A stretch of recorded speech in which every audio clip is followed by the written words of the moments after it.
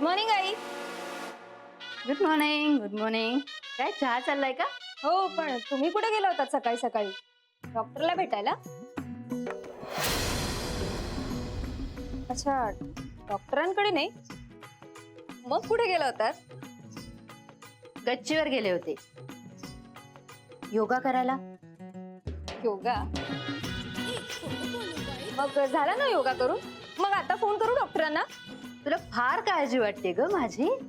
हो, आम्हीच करणार ना काळजी. म्हणजे कसं आहे, आत्ताच फोन केला ना तर हे ऑफिसला जायच्या आधी डॉक्टर घरी येईल. त्यांची पण भेट होऊन जाईल ना डॉक्टर महाडकरांची. नक्की ठरलंय का त्यांनाच बोलवायचं? हो. आई काय ना, मला तुमची जितकी काळजी आहे तितकीच काळजी मला माझ्या घरच्यांची सुद्धा आहे. त्यामुळे ना डॉक्टर महाडकरांनाच कॉल करावा लागेल. काय सारखं महाडकर महाडकर? जप करतेस का त्यांच्या नावाचा? तुमच्या पायाचं दुखणं आणि तुमचा डॉक्टर दोन्ही खोटे आहेत हे कळलंय मला.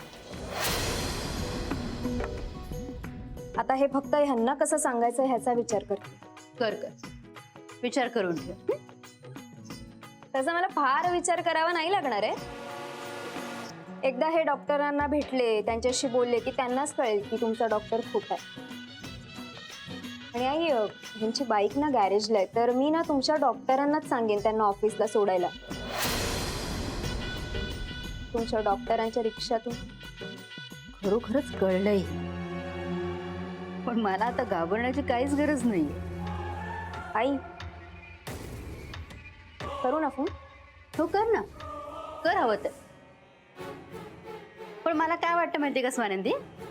इतकं स्पष्ट सांगूनही अजून काहीतरी वाटतच आहे का तुम्हाला? अगं हो, कारण ललिता जागीरदार आहे मी.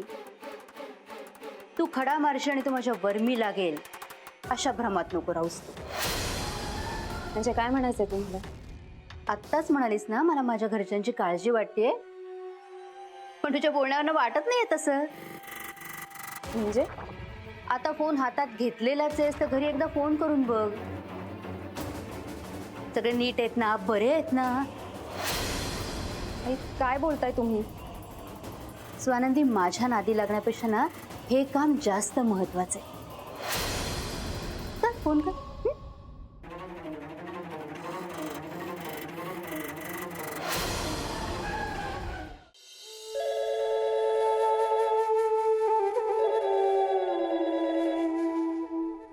स्वानंदीताई. हा, हॅलो स्वानंदीताई, कशी आहेस? त्या दिवशी तू भरली भेंडी आणली होतीस ना?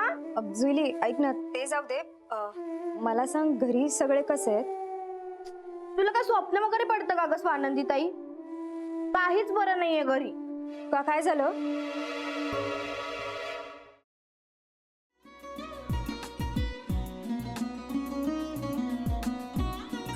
लावू का बरं? असाच लावू ना?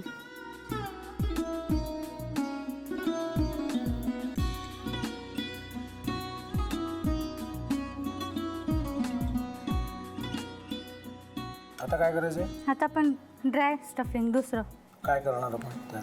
आपण ह्याच्यात मेयोनीज न टाकता बाकीचे सगळे साहित्य टाकायचे. अच्छा, हे सगळं. ऋतू, माझा तर विश्वासच बसत नाहीये. म्हणजे अगं बहिणी आमचं लग्न व्हावं म्हणून किती प्रयत्न करत होते, आणि ते सगळं करताना ती शिवच्या आम्हाला माहिती पुरवते. नाही, मला नाही वाटत. गौरी, खूप चांगली असतो म्हणून तुला सगळं जगत चांगलं दिसतं, पण शिव उगाच बोलला असेल का? त्याच्यावर विश्वास नाहीये का तुझा? शिववर पूर्ण विश्वास आहे मी माझा, पण तो आता हे जे काही करतोय ना, म्हणजे निशा बहिणी समोर त्या राधिका सोबत फिरण्याचं नाटक वगैरे, ते त्याचा काही उपयोग होणार नाहीये. अगं असं कसं म्हणतो? अगं निलिमा, जतीन भाईंचा कॉल आहे. हो माहितीये. रिसीव कर ना. अगं बघ, कट झाला. आता तू रिसीव केला नाहीस म्हणून ते मला करतील. अब पुन्हा आला बघ, घे बघू. पण हे एक ना एक दिवस घडणारच होतं. आता मला कळलं, तुम्ही 2 दिवस झाले काय सांगत होता ते? बनू हे संकेत असतात आणि हे ठरवून येत नसतात. मी बाहेर तुमची वाट बघते.